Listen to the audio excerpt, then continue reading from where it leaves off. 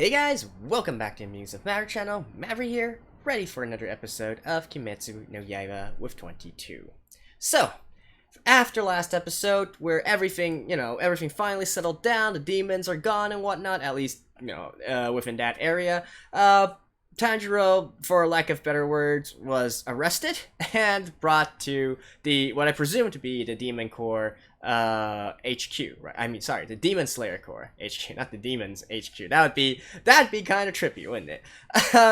And I guess we're also finally going to be meeting the leader of the Demon Slayers, the head honcho, the big boss, right? Who I presume already knows all about Tanjirou's situation. Otherwise, he probably wouldn't have, asked them to come there, right? He would have basically told them to just kill Nezuko and be done with it. On that note, we also got to see all the different Hashiras, well, at least most of the Hashiras last episode. I guess you could say they're the seniors of Tanjirou. I was gonna say elders, but they're actually not that old, which is actually kind of interesting also. Like, maybe all the Demon Slayers die young? Question mark? I guess that's some food for thought, right? So, anyways, I've been dying to learn a little bit more about the entire Demon Slayer organization for a long time now. You would think, that Tanjirou, even though he's a Demon Slayer right now, he basically got into this organization without really understanding anything about the organization at all. I'm assuming that's the case because we as the audience don't know about it either. So it'd be nice to see what exactly he got himself into, right? Because I presume that it's not just a ragtag group of people who, see demons and slay them. It's got to be a little bit more intricate than that. So anyways, let's just jump into the episode and see what the hell is going on.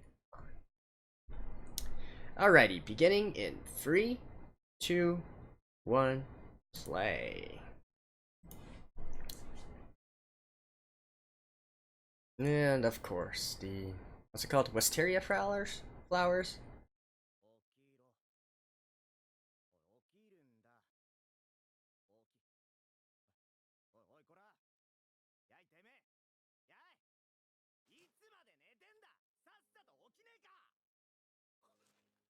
I don't know, have you tried, I guess, shaking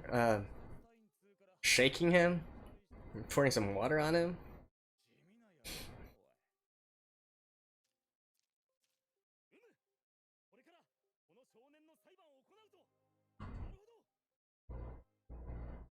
Okay. Oh, so they all know about this.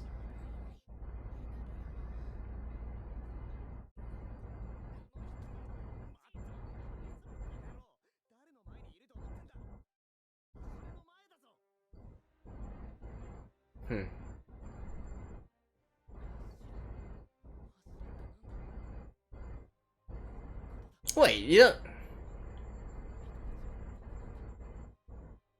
didn't you learn about the different ranks of the Demon Slayers already? Am I tripping? I think he learned about all the different ranks already.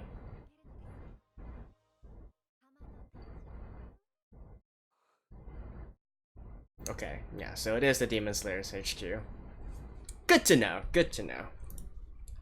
Alright, let me skip this real quick. Master of the Mansion. Is that what he's being called? A master?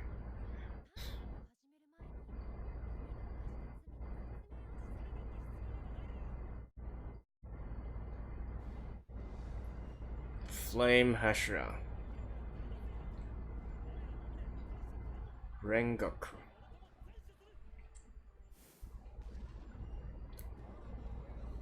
Sound Hashira. I'm not going to be able to memorize all these names right now. A love Hashira? Okay. Mitsuri. Stone. A love Hashira? Really? There's a love breathing style?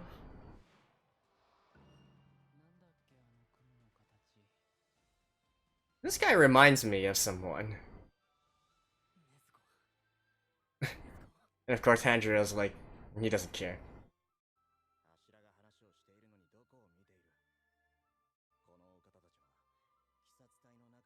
Yeah, 9. Okay. So 6 here, and then Gyu, that's 7, so 2 more we haven't met yet.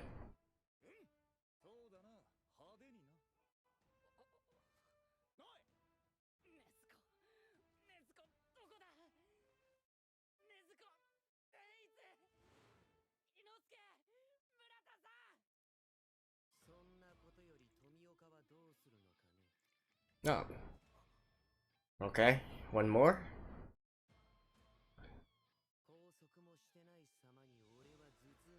Okay. Oh, what do you have? A snake breathing style? Yeah, Serpent Hashira. Alright.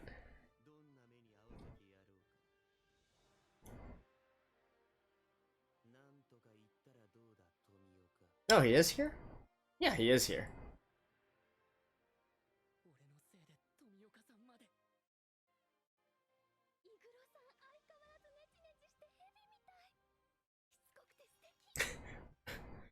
Okay. And he's just like...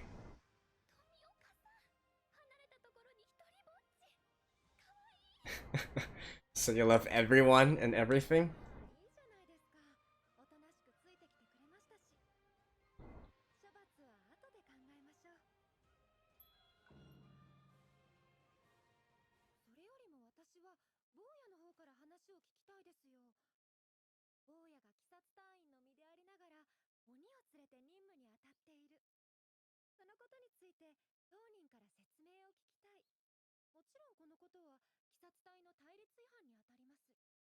Has anyone ever taught him the rules?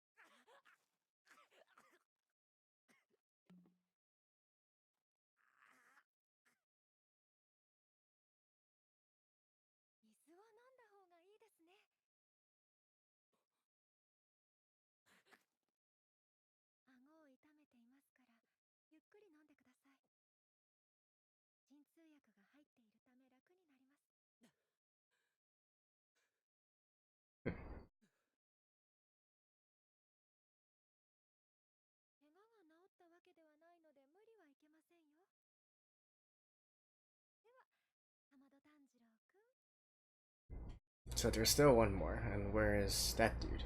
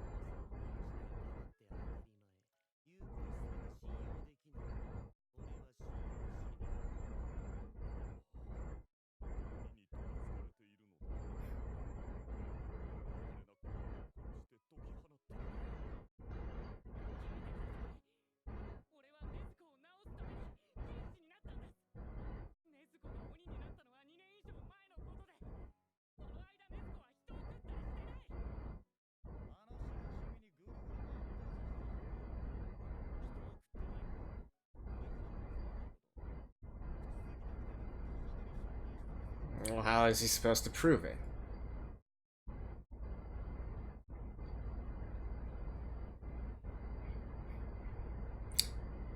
What's your problem?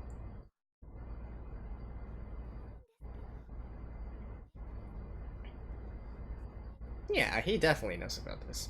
And speaking of which, her voice sounds very familiar.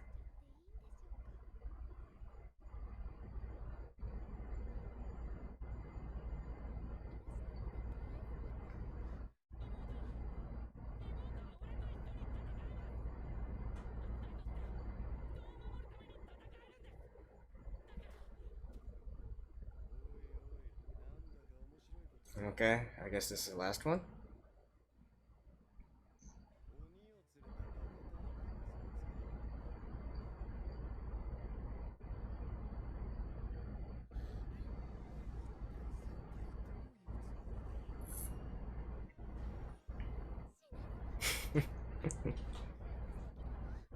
But seriously, her voice seems very, very familiar to me.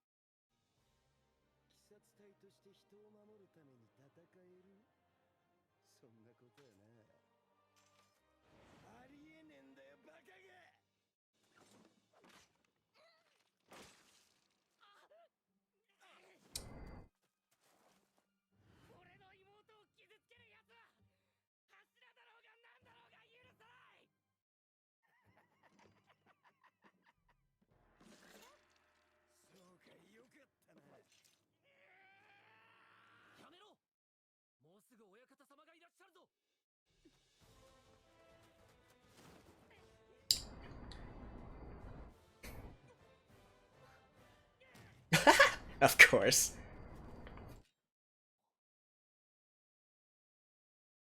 Still though, as one of the Hashira, seriously, getting headbutt? You should be ashamed of yourself.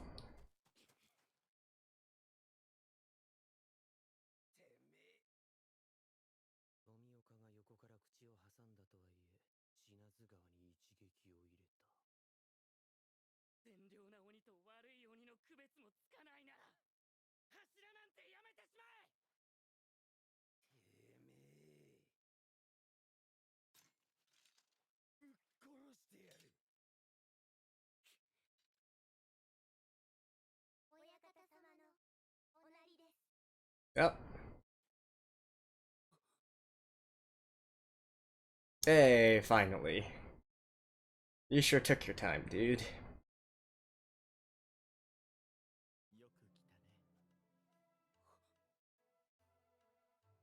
Oh.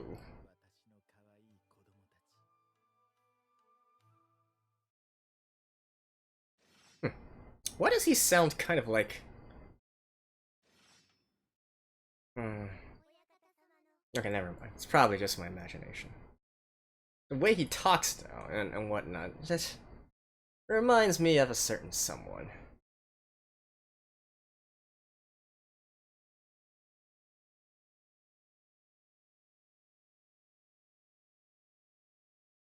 Oh, you can't see? Really?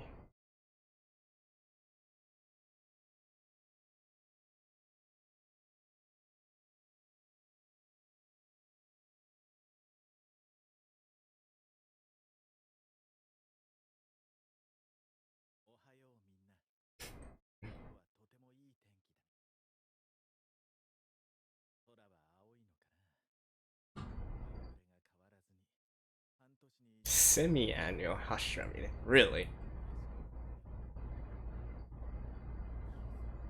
With no personnel changes. So, I guess Hashiras do kind of die rather fast.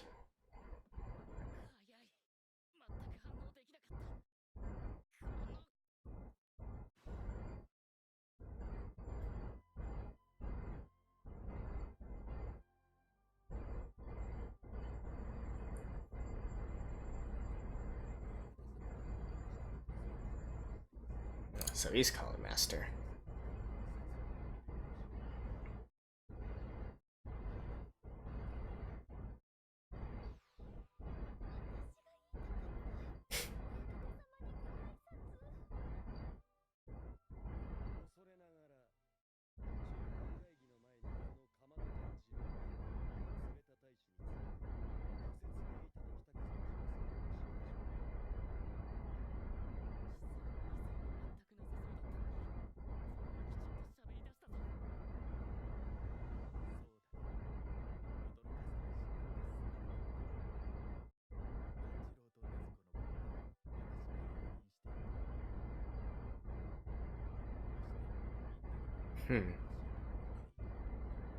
Of Of course he knows about everything, right?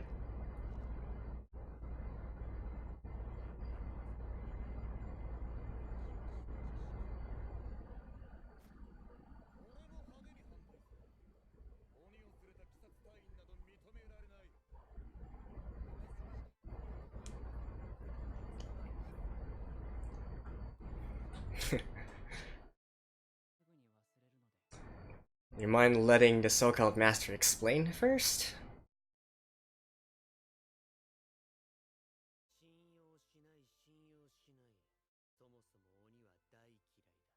You look the least trustworthy of all, dude.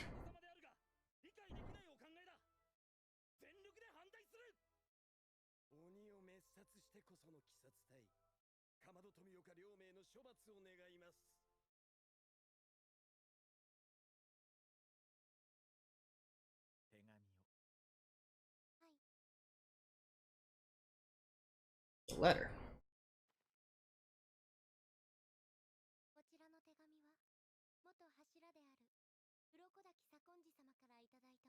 Oh. So he was an original Hashira. Okay.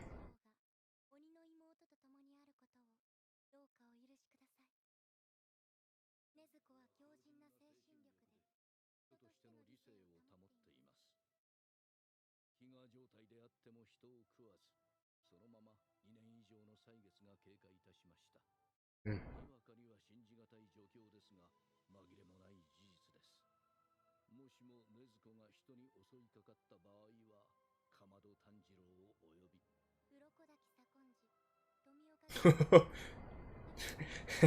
And Giyu as well.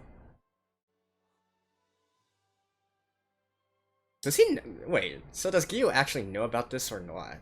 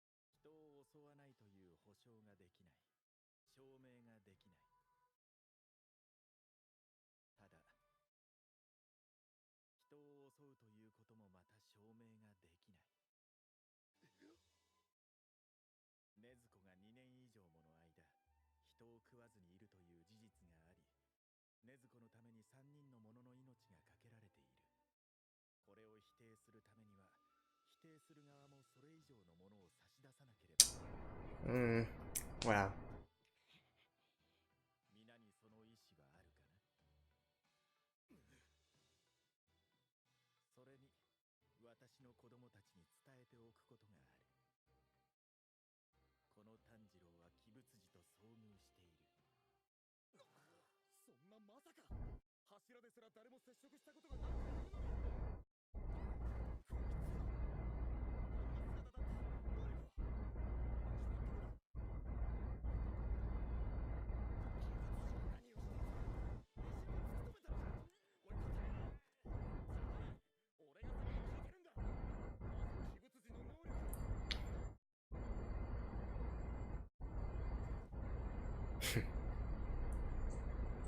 Again, for some reason I feel like he reminds me of Muzan in some way.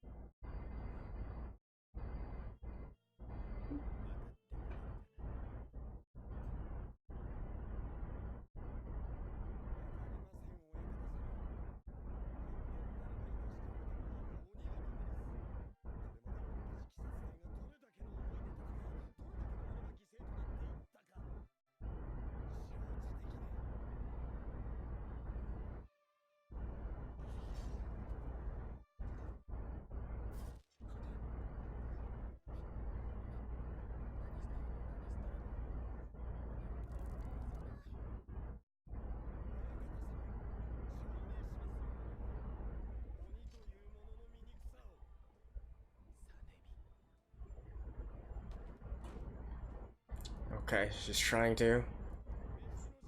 Hmm.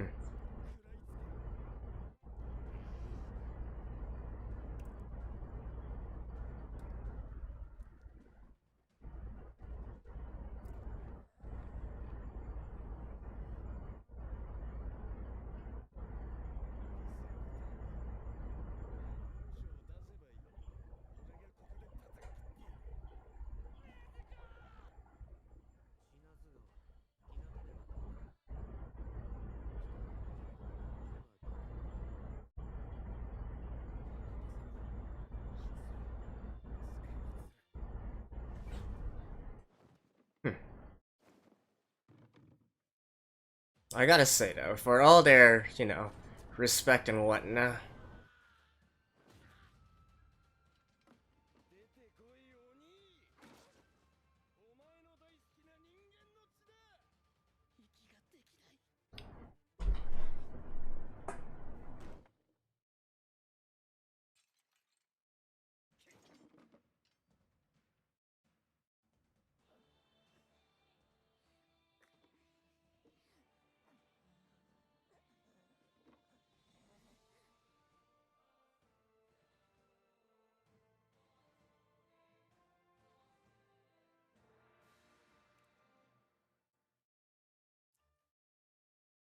Hmm.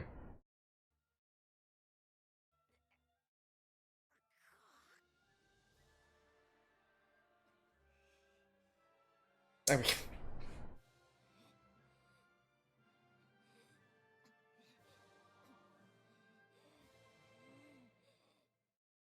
and they come on.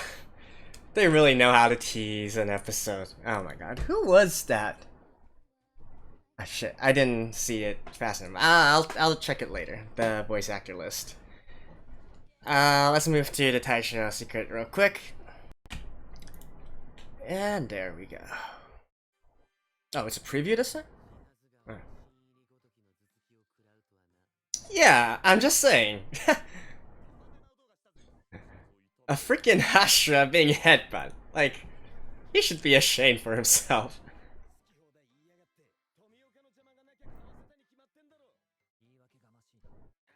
Hmm.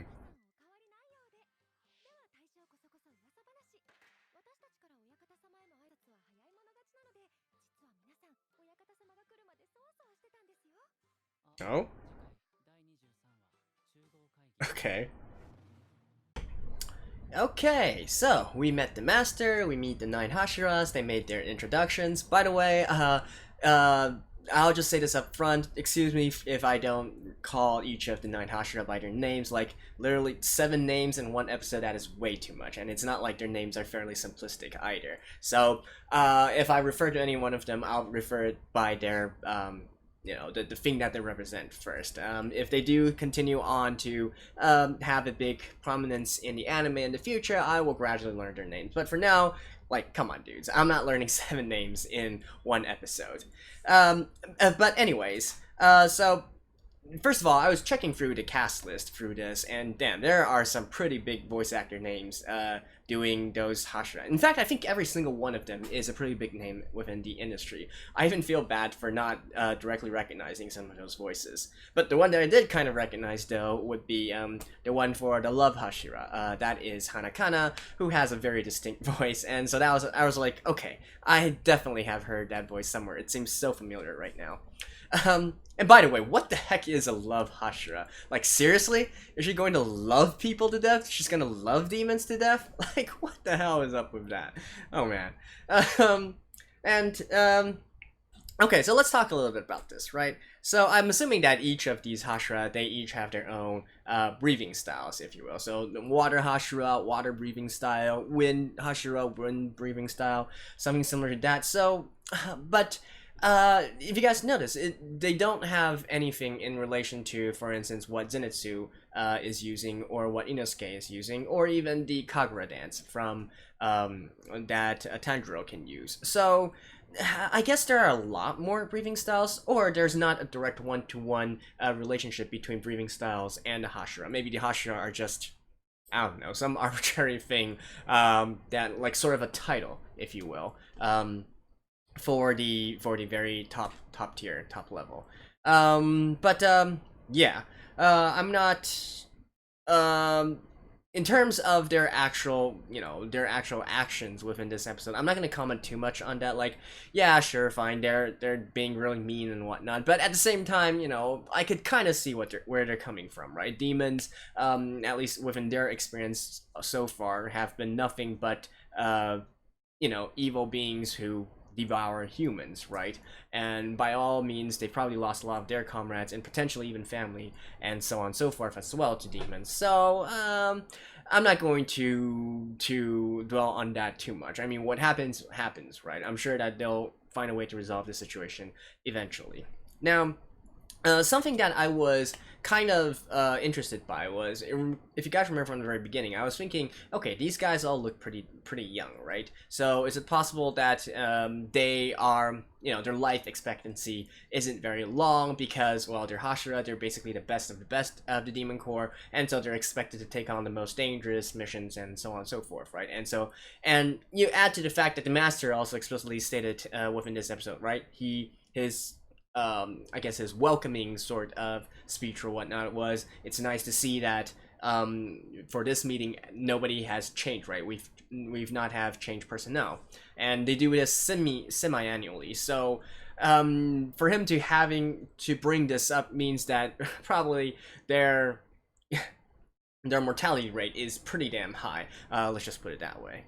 But on the other hand, though, because we also learned from this episode that that old man Sankoji, Tanjirou's sensei, if you will, and Gyu sensei, I presume, is also a former Hashira. So that also got me thinking, okay, so maybe they still are able to live to a relatively long age. And so then my next thought is maybe potentially the title of, like, the being a Hashira isn't necessarily something that you can keep on holding, right? Maybe there's some sort of like some sort of test or trial or something, and so, or they choose just always the strongest warrior or the strongest demon slayer to be the Hashira. So perhaps in scheduled intervals they would have these sort of tournaments or battles between each other to determine who was stronger, and then that person would then become the next Hashira, potentially, maybe, not really sure, but just some food for thought that I observed from this episode. Beyond that, though, what else is there to talk about? Didn't really get too much in regards to the actual organization of the Demon Slayers and whatnot, and I'm still really curious on the relation between the different breathing styles and that with the that of the pillars, the Hashira. And speaking of which, they all are quite the unique bunch, I would say. I'm not really sure if there's going to be any real antagonists there, even the sort of shady looking ones, right? Like I said, I'm not going to judge at this point. Although I did find it extremely funny that Tanjiro was able to headbutt that Wind Hashira guy. Like seriously, they should be like this in terms of their power level. And I don't care if he got distracted or not by Giyu. It's still, you would think that a Wind Hashira would be able to withstand a rookie, right? And to be headbutt by a rookie, I don't know, man. He should be ashamed of himself. Let's just put it that way. Beyond that, actually, the thing that I'm more interested in is in the character of the Master, right? So, again, the moment that he started to speak, I was like, hey, I'm getting a sense of deja vu. He kind of feels like he has the same sort of speaking manner as Muzan, right? I'm saying this because I checked the voice actor list. They're definitely not the same people. But at the same time, though, they both have these sort of very slow, smooth, and steady, refined way of talking. And at first, I thought, okay, maybe it's just because they're both sort of like in the upper class in some sort of way. Like the Master, he has this huge mansion, he has servants and whatnot. And Muzan, from what we can see, he seems to be doing pretty well off for himself as well, right? And he had the entire gentleman look and whatnot. So I thought it was maybe that.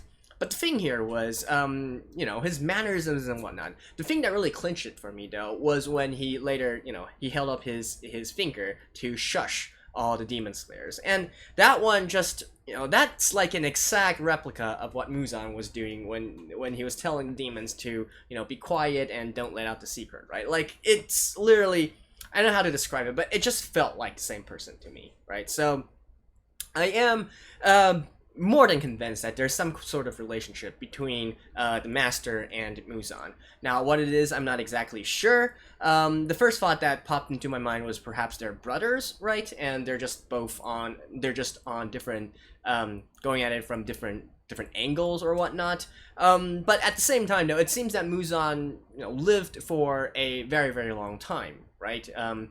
I recall from the first episode, they said that the clash between demon slayers and demons had been going on for hundreds of years now. So then that doesn't really make sense. Unless, of course, the Master himself is also immortal in a way. And then that would actually also tie into my theory of them having some sort of relationship, right? Definitely the Master has to have some sort of special ability within him, either fighting skill or otherwise. Otherwise, all the different Hashira wouldn't be so respectful of him, right? He definitely has some sort of ability, either his pure swordsmanship or whatnot, that's keeping the other Hashira in check. So, my first thought was brothers. Although, now that I think about it, what if, this is like it's totally outlandish, but what if Muzan and the Master are actually the same person? Boosh!